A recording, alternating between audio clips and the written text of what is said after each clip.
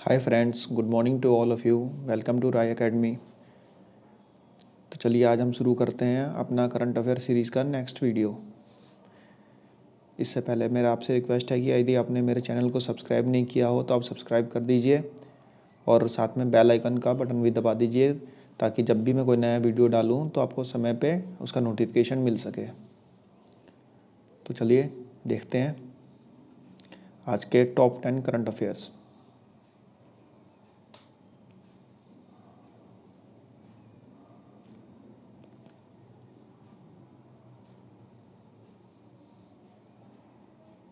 First question, हाल ही में किस देश ने अपनी संसद को भंग कर दिया? तो हाल ही में नेपाल ने अपनी संसद को भंग कर दिया।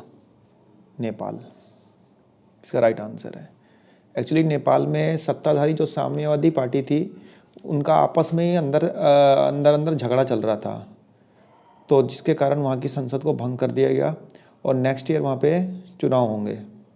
तो नेपाल के जो प्रेसिडेंट हैं वो हैं विद्या देवी भंडारी और प्रेसिडेंट, और प्राइम मिनिस्टर हैं केपी ओली।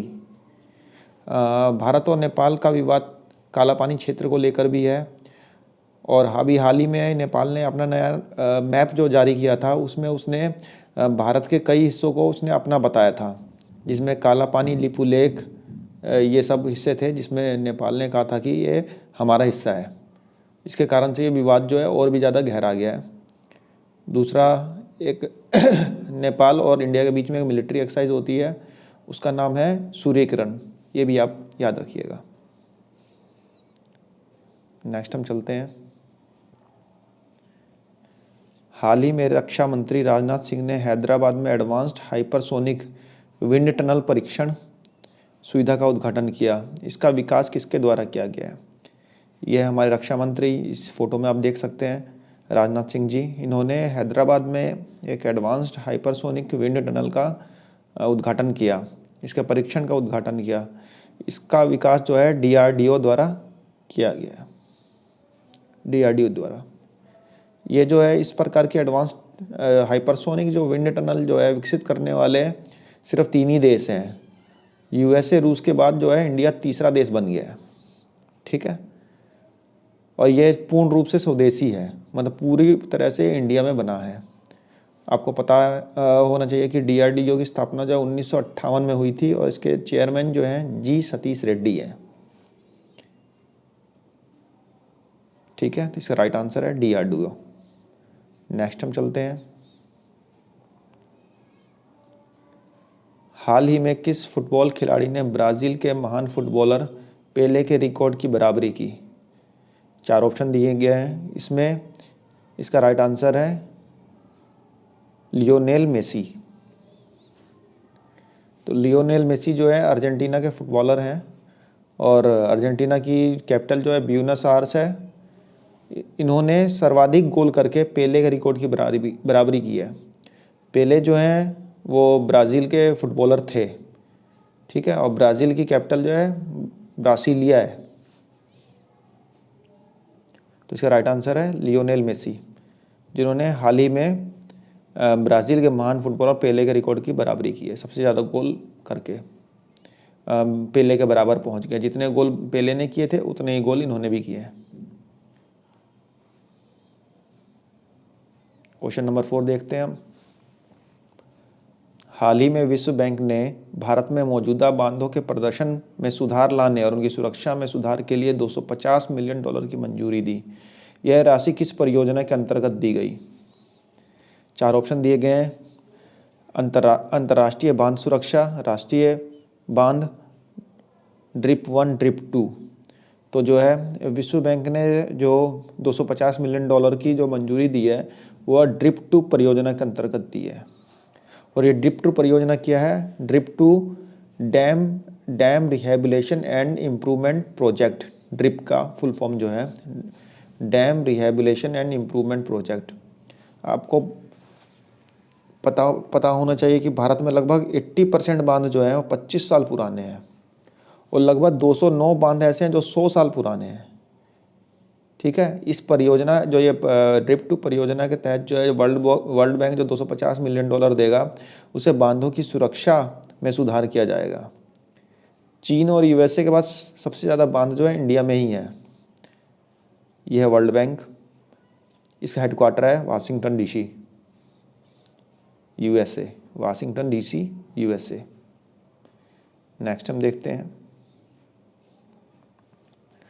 अंतर्राष्ट्रीय मानव एकता दिवस कब मनाया जाता है। तो अंतर्राष्ट्रीय मानव एकता दिवस जो मनाया जाता है वो मनाया जाता है 20 दिसंबर को। कब मनाया जाता है? 20 दिसंबर को। तो 20 दिसंबर को अंतर्राष्ट्रीय मानव एकता दिवस मनाया जाता है। इसका मुख्य उद्देश्य जो है मनाने का, निर्धनता उन्मूलन के लिए नई पहल करना है, यानी निर्धनता को समाप्त करने के लिए नई पहल करना अंतर्राष्ट्रीय मानव एकता दिवस मनाए जाने का मुख्य उद्देश्य है। ठीक है, नेक्स्ट क्वेश्चन हम चलते हैं। E20 ईंधन क्या है? इसका राइट आंसर है E20 जो ईंधन है वो है एथेनॉल, ऑप्शन सी। ठीक है, ऑप्शन सी एथेनॉल। इसके अंतर्गत जो गैसोलीन में 20% एथेनॉल मिलाया जाना है। एथेनॉल मिलाया जाएगा गैसोलीन में, गैसोलीन यानी पेट्रोल में 20% में एथेनॉल मिलाए जाने की मंजूरी दी जाएगी गवर्नमेंट द्वारा। और क्यों? क्योंकि इथेनॉल जो है कम पोल्यूशन करता है। इथेनॉल मिलाने से पेट्रोल में पोल्यूशन जो है कम होगा। भारत में अभी जो है मैक्सिमम 10% तक एथेनॉल मिला सकते हैं पेट्रोल में, परंतु अभी भी 5.6% ही मिलाया जाता है। ठीक है, और ये एथेनॉल जो है ये शराब आदि बनाने में काम आता है। जैसे आपको पता है कि बिहार में शराब बंदी है, वहाँ पे जितने भी शराब बनाने वाली फैक्ट्रियाँ थी सब ने एथेनॉल बनाना शुरू कर दिया है। ठीक है, और ये ईंधन में इसलिए मिलाया जाएगा, इसमें इसकी परसेंटेज इसलिए बढ़ाई जा रही है क्योंकि इससे पेट्रोल जो है पोल्यूशन कम करेगा।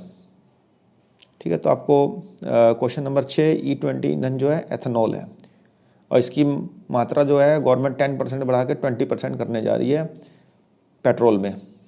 गैसोलीन पेट्रोल को ही बोलते हैं। नेक्स्ट क्वेश्चन देखते हैं, क्वेश्चन नंबर 7।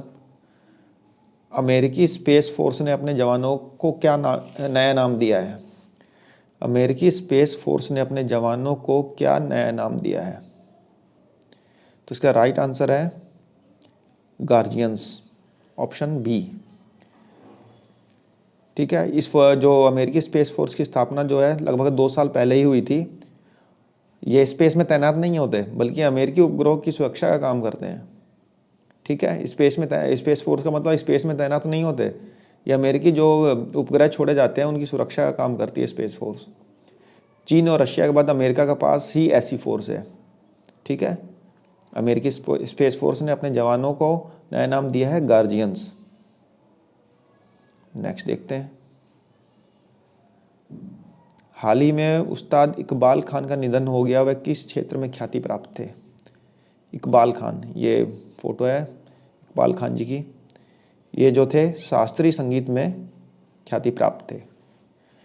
ये दिल्ली के घराने के शास्त्रीय संगीत गायक थे। इन्होंने अमीर खुसरो के संगीत कार्यों को बढ़ावा दिया था। ठीक है, इकबाल खान ये शास्त्रीय संगीत में ख्याति प्राप्त थे और इन्होंने दिल्ली के शास्त्रीय संगीत घराने से संबंधित थे। इन्होंने अमीर खुसरो के संगीत कार्यों को बढ़ावा दिया था। और अमीर खुसरो कौन थे?